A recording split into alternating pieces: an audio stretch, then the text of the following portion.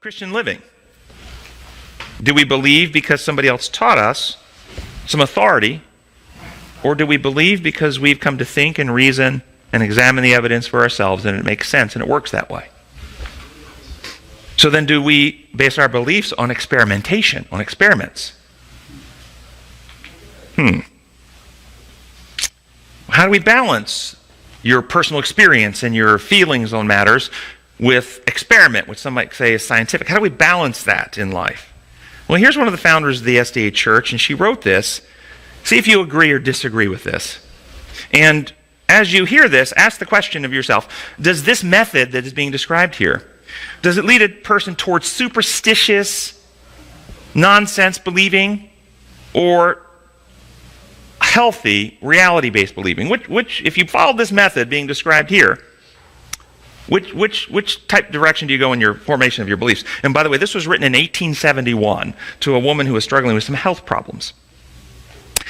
And the last paragraph is why I put down that this was written in 1871. You ought to know when it was written because it's quite profound. But here we go. As I have stated before, you, my sister, rely upon experience. Your experience decides you to pursue a certain course.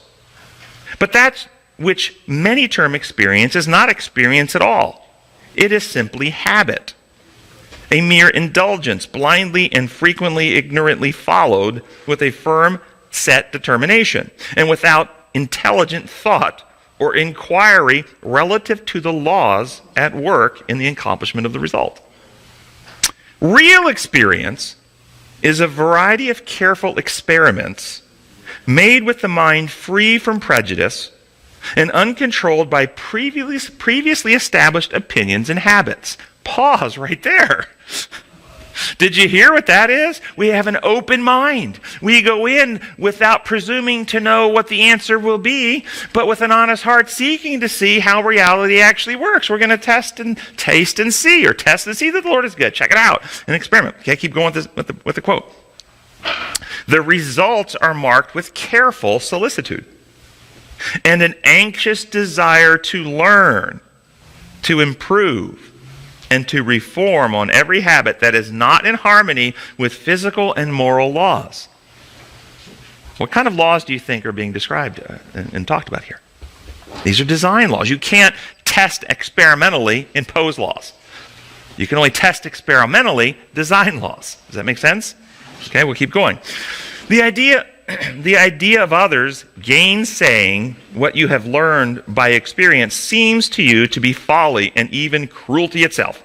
But there are more errors received and firmly retained from false ideas of experience than from any other cause.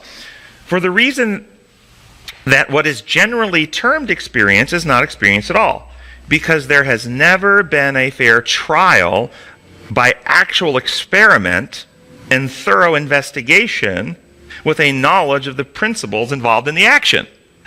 Wow. And we're talking spiritual stuff here too, okay? Keep going. Your experience was shown to me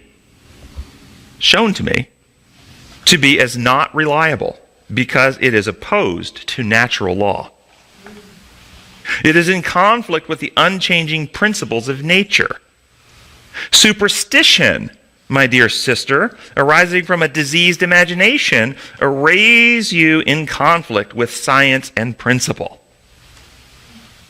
Are you hearing what's being described here? How many religious people do stuff in their practice of Christianity that is superstitious in nature? Can you think of any? Communion commonly is practiced superstitiously. What? Explain. What's a superstitious practice? Repetition.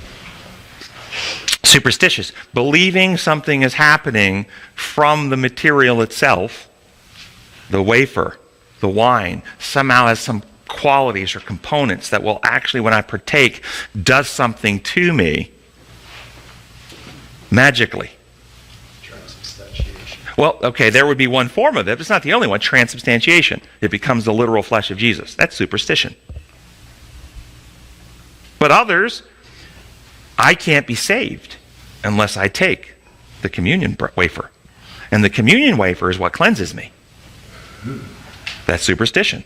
The communion wafer doesn't cleanse anybody. Anybody believe that little piece of wheat and salt and water cleanses anybody? No. It doesn't, but some people do. They look at it superstitiously. You know, hocus pocus? Would you say that's kind of a superstitious thing? Many people believe that hocus pocus came from the Latin Mass, hoc est corpus diem. Hocus corpus diem, hocus pocus. Back when it was practiced in Latin and people didn't understand. Given the wafer, the priest would say hocus corpus diem.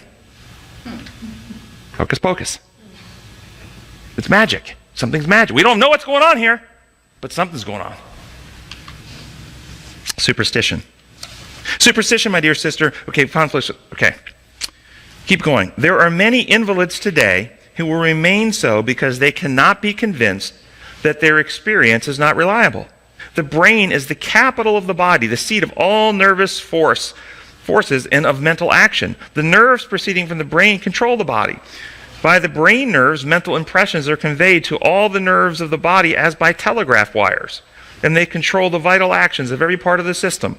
All the organs of motion are governed by the communications they receive from the brain. That was in 1871, guys. That's profound. Reference? 3T69.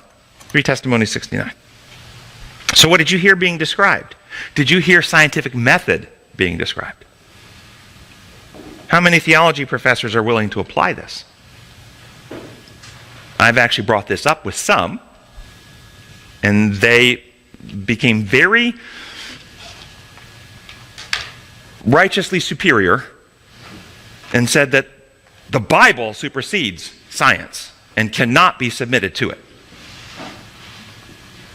Or it would abrogate 500 years of church tradition. Yes, or church tradition. There you go. This is the only safe path because it's the path of truth, assimilating all the evidence God has given and training the mind. Jesus said you will know the truth and the truth will set you free. What does this mean? The truth will set you free.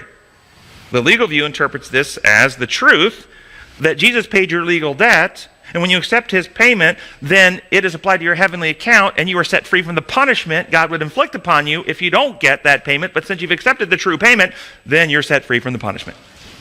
That's what many people think it means. That's not what it means. You see, the truth, where does truth have its power? Satan is the father of? Where do lies have their power? If you believe it. In your mind, not in books. Lies don't have any power. If a lie is written in a book and nobody ever reads it, it has no power. It only has power as it comes into your mind. And the truth has power as it comes into your mind as well. And the truth sets you free from the lies, and there it sets you free from the lies about God, which sets you free from fear, insecurity, misunderstanding, and free from the enslavement of sin itself. Do you understand that sin enslaves you? It wraps chains around you. When you break design laws, you lose freedom. The laws of health are easy to see. I have patients who were heavy smokers, and now they have COPD, and they are chained to an oxygen tank. They don't have the freedom they used to have. They can't climb stairs. They can't go for a bike ride. They can't even walk across their house. They are slaves. Their freedom has been compromised. They were chained to the cigarettes before that. And they were chained to the cigarettes before that, but that's true. Exactly. What about the person who cheats and lies and steals? They live in fear of being found out. How many politicians right now are living in fear? How many television personalities are living in fear? I mean, there's been a lot of outing in the last couple of months, hasn't there? And what's coming home to roost? Most of them are admitting it. It's not just allegation. The allegation brought them to go, I'm sorry, my bad. They're admitting it. So I don't go on allegation. I go on the people who've acknowledged, and yep, that was me. I did it. It was bad. They've lived in fear. They haven't been free. People who do this worry. They become hypervigilant. They have anxiety. They don't sleep as well. And they distrust other people. All right, Sunday's lesson.